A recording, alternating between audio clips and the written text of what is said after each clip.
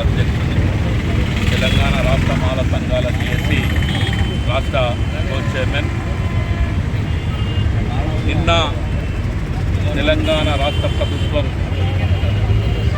SC వర్గీకరణ అమలు కోసం శాసనసభలో శాసన మండలిలో ఆమోదం తెలిపినటువంటి దాన్ని మేము తీవ్రంగా ఖండిస్తూ ఉన్నాం.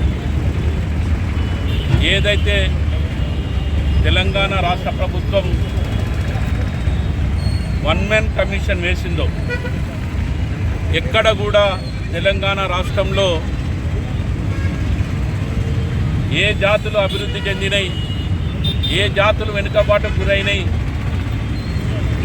ఎస్సీ కులాల్లో ఎన్ని ఉపకులాలు ఉన్నాయి అనేది కూడా స్పష్టంగా ఎక్కడ కూడా అధ్యయనం చేయకుండా, అవగాహన చేయకుండా 2 నెలలు కాలయాపన చేస్తూ ఓన్లీ ఉమ్మడి జిల్లాల్లోనే ఎవరైతే సంఘ ప్రతినిధులు ఉన్నారో వాళ్ళ దగ్గర తీసుకున్నటువంటి డాటాను మాత్రమే ఆధారంగా తీసుకొని ఈరోజు రాష్ట్ర ప్రభుత్వానికి సమర్పించిందని మేము భావిస్తూ ఉన్నాం. ఎందుకంటే మీరు మళ్ళీ 2011 సెన్సెస్నే తీసుకోమని చెప్తా ఉన్నారు. ఆనాడు తెలంగాణ రాష్ట్రం లేదు. ఇదే ముఖ్యమంత్రి అసెంబ్లీ సాక్షిగా మాట్లాడుతూ ఉన్నాడు. 1932లో మాత్రమే కులగణన జరిగింది. అధికారికంగా ఏనాడు కూడా ఈ భారతదేశంలో కులగణన జరగలేదని, ఇప్పుడు జరిగిందని చెప్తా ఉన్నాం. ఆ కులగణన ఏం చేసిందని కూడా దాన్ని బహిర్గతం చేయలేని పరిస్థితిలో ఈరోజు ప్రభుత్వం ఉన్నది. ఏ డాటా ఆధారంగా మీరు ఈరోజు 3 గ్రూపులుగా ఏబిసి గ్రూపులుగా విభజించారని మేము ప్రశ్నిస్తూ ఉన్నాం. నిజంగా దళితుల మీద చిత్తశుద్ధి ఉంటే ఏదైతే 2004 ఆగస్టున సుప్రీంకోర్టు ఇచ్చినటువంటి తీర్పుని మీరు గౌరవిస్తే, ఆ తీర్పులో స్పష్టంగా చెప్పింది దేశవ్యాప్తంగా కులగణన జరగాల్సిన అవసరం ఉన్నది. కులగణన చేసిన తర్వాతనే రాష్ట్రాలు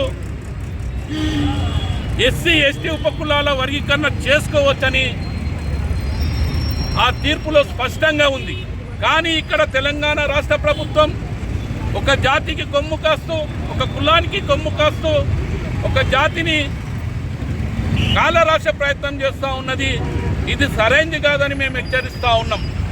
ఆనాడు ఉమ్మడి రాష్ట్రంలో మాదిగా ఉపకులాలకు 7%, మాల ఉపకులాలకు 6% ఉన్నటువంటి రిజర్వేషన్ని ఈరోజు మాదిలకు 9%, మాలలకు 5% ఏ విధంగా అవుతుందని మేము అడుగుతూ ఉన్నాం.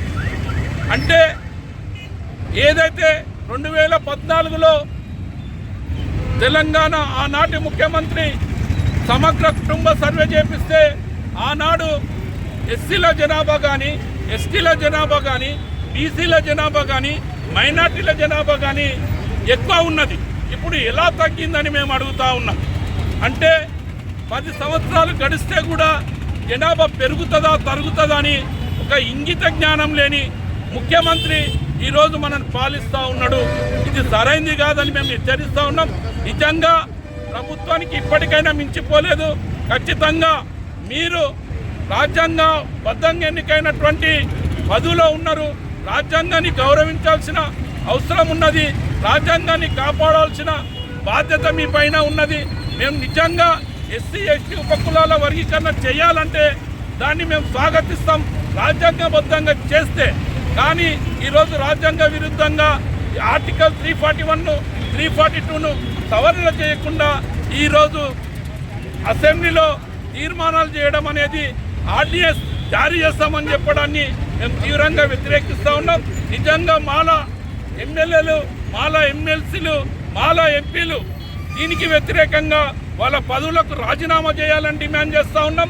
అంతేవిధంగా ఈ కాంగ్రెస్ పార్టీ ఏదైతే రాహుల్ గాంధీ గారు చెప్తా ఉన్నారు, మేము రాజ్యాంగాన్ని కాపాడుతాం, ఖచ్చితంగా కులగణన చేస్తామని చెప్తా ఉన్నారు. కానీ ఎక్కడ కూడా శాస్త్రీయంగా కులగణన చేయకుండా ఈరోజు రాజ్యాంగాన్ని పట్టుకొని తిరిగే రాహుల్ గాంధీ ఈరోజు రాజ్యాంగానికి తూట్లు పొడుస్తుంటే ఎందుకు మౌనంగా ఉన్నారని మేము అడుగుతా ఉన్నాం. ఈరోజు ఖర్గే గారికి చెప్తా ఉన్నారు, అదేవిధంగా రాహుల్ గాంధీ గారిని ముందరికి తీసుకొస్తా ఉన్నారు. కాంగ్రెస్ పార్టీకి ఓట్లు వేసినందుక ఇది మాలలకు జరగాల్సిన శాస్త్రాన్ని మేము నిలదీస్తూ ఉన్నాం. ఖచ్చితంగా ఈ ప్రభుత్వం వెంటనే ఏదైతే నిర్ణయం తీసుకున్నారో ఆ నిర్ణయాన్ని వెంటనే వెనక్కి తీసుకోవాలని డిమాండ్ చేస్తూ ఉన్నాం.